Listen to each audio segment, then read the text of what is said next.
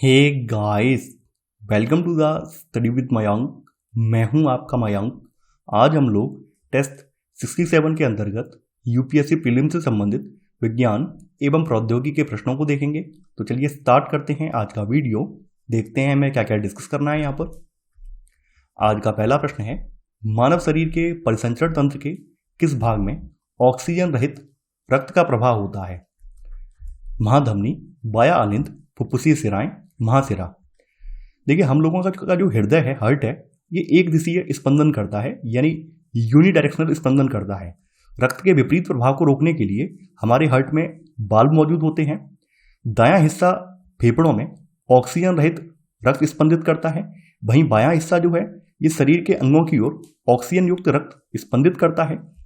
अब यहाँ पे बात हो रही है ऑक्सीजन रहित रक्त की। तो देखिए, ऑक्सीजन रहित रक्त जो है महाशिरा से दाएं आलिंद में प्रवेश करता है। तो यहां पर आपका सही आंसर है पहले का डी वाला। दूसरा प्रश्न है आपका, भारतीय खगोलीय स्थलों के संदर्भ में निम्नलिखित कथनों पर विचार कीजिए। पूछा गया है कौन सा कथन सही नहीं है। पहला है, भारतीय खगोलीय वेधशाला और देवस्थल वेधशालाएं लद्दाख में स्थित हैं। एक 2 मीटर हिमालयन चंद्र टेलीस्कोप भारतीय खगोलीय वेधशाला में रखा गया है। देखिए, आपका पहला वाला जो कथन है ये आधा सही है, आधा गलत है। जो भारतीय खगोलीय वेधशाला है ये आपकी लद्दाख में है।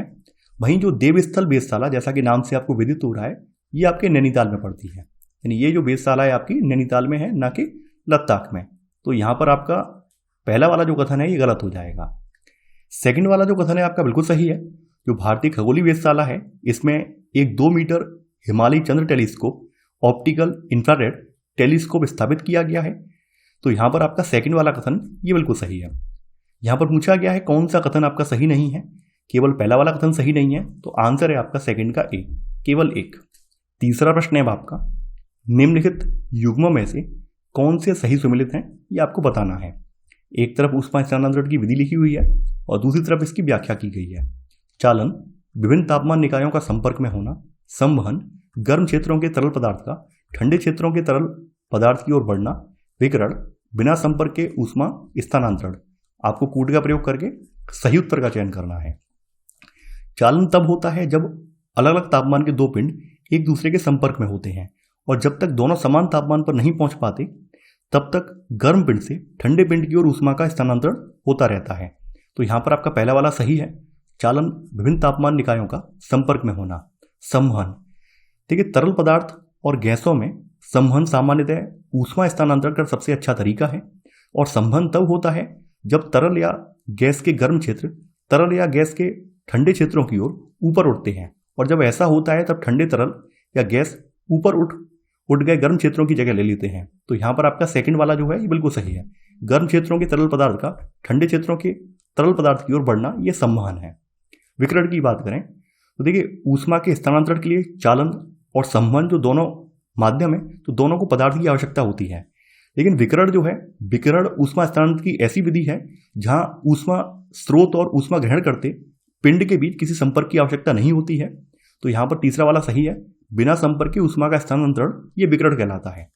और आपकी जो ऊष्मा प्राप्त होती है सूर्य से, ये विकिरण के माध्यम से प्राप्त होती है। तो यहां पर आपका 1, 2, 3 तीनों ही कथन सही है। तो यहां पर आपका सही आंसर है तीसरे का डी, 1, 2 और 3। चौथा प्रश्न है, मनुष्य है अंडज, पिंडज, अंडज रायुज या उपरोक्त में से कोई नहीं। देखिए, मनुष्य अधिकतम स्तनधारियों की तरह पिंडज है। जो जानवर जीवित बच्चे को जन्म देते हैं उन्हें पिंडज कहा जाता है। तो यहां पर आपका सही आंसर है चौथे का बी वाला, पिंडज है। पांचवा प्रश्न है आपका, हाइड्रोथर्मल कार्बोनाइजेशन से उत्पादित हाइड्रोजार का उपयोग निम्नलिखित में से किन के लिए किया जाता है?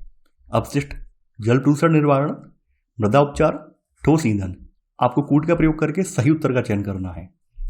हाइड्रोथर्मल कार्बोनाइजेशन एक ताप रासायनिक रूपांतरण तकनीक है जो गीले बायोमास को बिना सुखाए ही ऊर्जा और रसायनों में बदलने की क्षमता रखने की वजह से काफी आकर्षक है। तो इसके जरिए अपशिष्ट जल प्रदूषण निवारण कर सकते हैं, मृदा का उपचार कर सकते हैं और ठोस ईंधन का भी निवारण कर सकते हैं। यानी इन तीनों के लिए ये उपयोग किया जा सकता है। तो यहां पर आपका सही आंसर है पांचवें का डी वाला, 1, 2 और 3। छठवां प्रश्न है आपका, निम्नलिखित युग्मों पर विचार कीजिए। एक तरफ नोबेल पुरस्कार 2021 के लिखे हुए हैं, किस किस क्षेत्र में, और एक तरफ इनके विजेता लिखे हुए हैं। तो आपको यहाँ पर बताना है कौन सा युग्म सही सम्मिलित है। रसायन विज्ञान आर्डम पाटापोशियन, चिकित्सा डेविड जूलियस, शांति मारिया रेसा, साहित्य अब्दुल रज्जाक गुरनाह।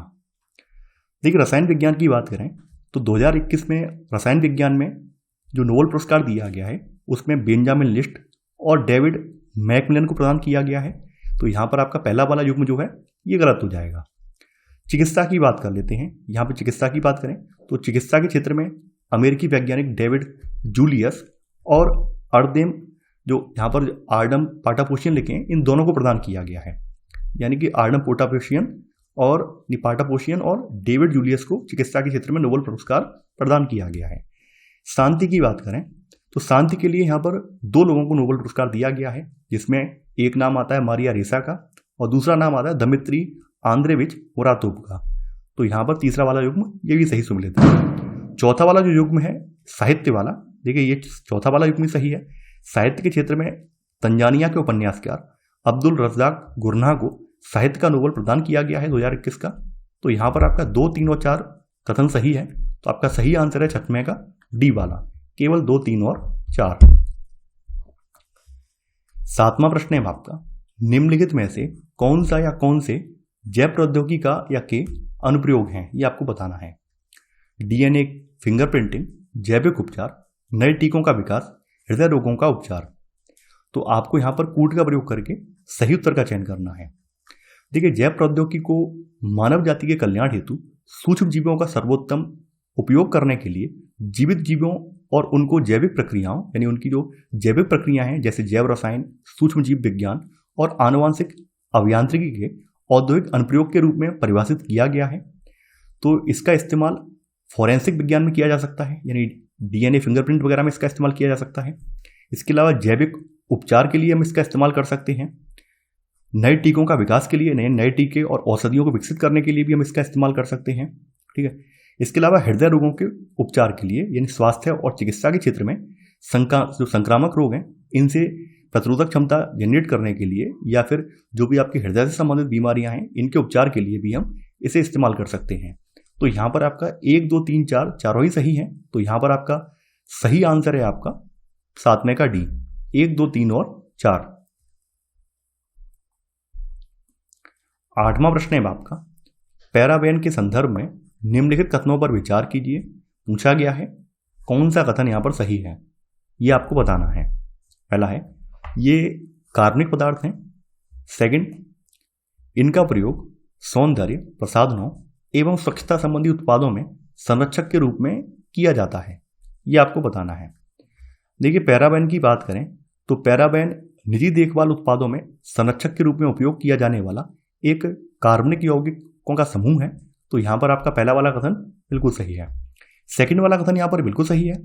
जो पैराबेन है ये सौंदर्य प्रसाधनों और स्वास्थ्य एवं स्वच्छता संबंधी उत्पादों में जीवाणुओं, फफूंद और खमीर के विकास को रोकने के लिए संरक्षक के रूप में उपयोग किए जाते हैं। तो यहाँ पर आपका 1 और 2 दोनों ही सही हैं। तो आपका सही आंसर है यहाँ पर 8वें का सी, 1 और 2 दोनों। 9वां प्रश्न है आपका, 5G प्रौद्योगिकी के संदर्भ में निम्नलिखित कथनों पर विचार कीजिए। पूछा गया है कौन सा कथन सही है। इसकी विलंबता दर निम्न होती है। आवृत्ति स्पेक्ट्रम में इसका एक व्यापक क्षेत्र होता है। यह मिलीमीटर वेव स्पेक्ट्रम के तहत काम करता है। 5G 5वीं पीढ़ी की सेलुलर तकनीक है जो मोबाइल नेटवर्क पर डाउनलोडिंग और अपलोडिंग की गति बढ़ाने के अतिरिक्त विलंबता या लेटेंसी अर्थात प्रतिक्रिया देने के लिए नेटवर्क द्वारा लिए गए समय को ये कम करती है। तो आपका पहला वाला कथन बिल्कुल सही है। यहाँ पर आपका सेकंड वाला कथन ये भी सही है। 5G का फ्रीक्वेंसी स्पेक्ट्रम इसमें एक व्यापक क्षेत्र होगा जो सुनिश्चित करेगा कि नेटवर्क में भीड़ की स्थिति में ये ना हो। तो यहाँ पर आपका सेकंड वाला कथन ये भी सही है। यहाँ पर आपका थर्ड वाला कथन ये भी सही है। इसकी तैनाती मिलीमीटर वेव स्पेक्ट्रम अर्थात 28 से 100 जो गीगाहर्ट्ज की फ्रीक्वेंसी है इस रेंज की नीलामी के साथ होगी। तो यहाँ पर आपका तीसरा वाला जो है ये भी सही है। तो यहाँ पर आपका सही आंसर होगा 9वें का डी वाला, यानी कि 1, 2 और 3। 10वां प्रश्न है आपका, हाल ही में भारतीय वैज्ञानिकों ने कार्बन डाइऑक्साइड को मीथेन में बदलने के लिए एक विशेष विधि तैयार की है। इस संबंध में निम्नलिखित में से कौन सा कथन सही है, ये आपको बताना है। पहला है, इसमें रूपांतरण के लिए एक विद्युत रासायनिक विधि शामिल है। अभिक्रिया को उत्प्रेरित करने के लिए एक अधात्विक बहुलक का उपयोग किया जाता है। रूपांतरण कमरे के तापमान पर किया जा सकता है। आपको कूट का प्रयोग करके सही उत्तर का चयन करना है। देखिए, हाल ही में भारतीय वैज्ञानिकों ने CO2 को मीथेन में बदलने के लिए एक फोटोकेमिकल विधि तैयार की है, न कि विद्युत रासायनिक विधि। तो यहां पर आपका पहला वाला कथन गलत हो जाएगा। और ये जो फोटोकेमिकल विधि है, प्रकाश के रूप में ऊर्जा के अवशोषण द्वारा शुरू की गई एक रासायनिक अभिक्रिया है। सेकंड वाला कथन यहां पर यह है, ये देखिए, ये कथन बिल्कुल सही है। अभिक्रिया को उत्प्रेरित करने के लिए अधात्विक बहुलक का उपयोग किया जाता है। देखिए, एक बहुलक को दृश्य प्रकाश को अवशोषित करने और अभिक्रिया को उत्प्रेरित करने के लिए डिजाइन किया गया है, जो कार्बन डाइऑक्साइड को भी कम करता है। तो यहां पर आपका सेकंड वाला कथन ये भी सही है। थर्ड वाला कथन यहां पर यह भी सही है, रूपांतरण कमरे के तापमान पर भी किया जा सकता है। देखिए, इस उत्प्रेरक में एक रसायन होता है जिसे संयुग्मित माइक्रोपोरस पॉलीमर कहा जाता है, और कमरे के तापमान पर इसकी उच्च कार्बन डाइऑक्साइड सेवन क्षमता के कारण यह कार्बन डाइऑक्साइड को अपनी सतह पर ले जा सकता है और इसे एक मूल्यवर्धित उत्पाद के रूप में मीथेन में परिवर्तित कर सकता है। तो यहां पर आपका 2 और 3 कथन सही है। तो यहां पर आपका सही आंसर है 10 का बी, केवल 2 और 3। 11वां प्रश्न है आपका, यस्कार्टा थेरेपी के संदर्भ में निम्नलिखित कथनों पर विचार कीजिए। पूछा गया है कौन सा कथन यहां पर सही है, यह आपको बताना है। यस्कार्टा एक कोशिका आधारित जीन थेरेपी है जो लिम्फोमा के उपचार में प्रयोग की जाती है। इसमें उपचार के लिए व्यक्ति की स्वयं की श्वेत रक्त कोशिकाएं टी कोशिकाओं का उपयोग किया जाता है। देखिए, यस्कार्टा एक जीन उपचार है जिसका उपयोग कैंसर या लिम्फोमा के उपचार में किया जाता है। यह अन्य उपचारों से अलग होता है क्योंकि यह व्यक्ति के स्वयं की श्वेत रक्त कोशिकाएं हैं, टी कोशिकाएं हैं, इनका उपयोग करता है, जिन्हें लिम्फोमा कोशिकाओं को चिन्हित करने और उन पर हमला करने के लिए संशोधित किया जाता है। तो यहां पर आपका 1 और 2 दोनों ही कथन सही हैं। तो यहां पर आपका सही आंसर है 11 का सी वाला, यानी 1 और 2 दोनों। 12वां प्रश्न है आपका, नासा के परसिवरेंस मिशन के संदर्भ में निम्नलिखित कथनों पर विचार कीजिए। पूछा गया है कौन सा कथन सही है। यह मंगल ग्रह पर जीवन के साक्ष्यों का पता लगाएगा। इस मिशन में मंगल ग्रह से नमूनों को एकत्रित कर पृथ्वी पर लाया जाएगा। देखिए, यहां पर आपका पहला वाला कथन बिल्कुल सही है। इस मिशन को मंगल ग्रह के भूविज्ञान को बेहतर ढंग से समझने तथा जीवन के प्राचीनतम संकेतों की तलाश करने हेतु डिजाइन किया गया है। यहां पर आपका सेकंड वाला जो कथन है ये भी सही है। देखिए, ऑर्बिटर जो है एकत्रित नमूनों की वापस कर, यानी कि जो आपका वापसी होगी इसकी, तो इस मिशन में मंगल ग्रह से नमूनों को एकत्रित कर पृथ्वी पर लाया जाएगा। तो ऑर्बिटर जो है एकत्रित नमूनों को वापस पृथ्वी पर लाएगा। तो यहां पर आपका 1 और 2 दोनों ही सही है। तो यहां पर आपका सही आंसर है 12 का सी, 1 और 2 दोनों। 13वां प्रश्न है आपका, सौरपाल के संदर्भ में निम्नलिखित कथनों में से कौन सा सही है, ये आपको बताना है। पहला है, यह किसी अंतरिक्ष यान को प्रणोदित करने की तकनीक है जो अंतरिक्ष में सौर पवनों का प्रयोग करती है। अगला है, नासा का ओरियन अंतरिक्ष यान अंतराग्रही अंतरिक्ष में सौरपाल तकनीक का प्रयोग करने वाला पहला अंतरिक्ष यान बना है। आपको कूट का प्रयोग करके सही उत्तर का चयन करना है। देखिए, सोलर सेल या सौरपाल सूर्य के प्रकाश द्वारा डाले गए दबाव का उपयोग करते हुए अंतरिक्ष यान प्रणोदन की एक विधि है। सौरपाल प्रौद्योगिकी में अंतरिक्ष में गति के लिए सौर पवनों के बजाय विकिरण दाब का उपयोग किया जाता है। यानी इसमें सौर पवनों का उपयोग नहीं किया जाता है बल्कि विकिरण दाब का उपयोग किया जाता है। तो आपका पहला वाला कथन गलत हो जाएगा। यहां पर आपका सेकंड वाला जो कथन है यह भी सही नहीं है। सूर्य के विकिरण द्वारा संचालित पतंग शिल्प पतंग जो है, यानी कि एक interplanetary kite craft accelerated by radiation of the sun IKAROS करके एक जापानी अंतरिक्ष यान है। यानी कि यहां पर एक अंतरिक्ष यान है इकारोस। इसकी फुल फॉर्म मैंने बताई थी इकारोस की, ठीक है, हिंदी में भी नाम बताया और फुल फॉर्म भी बताई। इसकी फुल फॉर्म है interplanetary kite craft accelerated by radiation of the sun IKAROS. तो ये जापानी अंतरिक्ष यान है जो अंतर्ग्रही अंतरिक्ष में सौर पाल तकनीक का सफलतापूर्वक प्रदर्शन करने वाला पहला अंतरिक्ष यान था।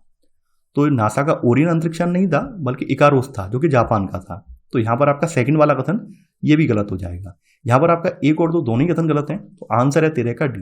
ना तो एक सही है और ना ही दूसरा। 14वां प्रश्न है आपका, लिम्फेटिक फाइलेरियासिस के संदर्भ में निम्नलिखित कथनों पर विचार कीजिए। पूछा गया है कौन सा कथन यहाँ पर सही है, ये आपको बताना है।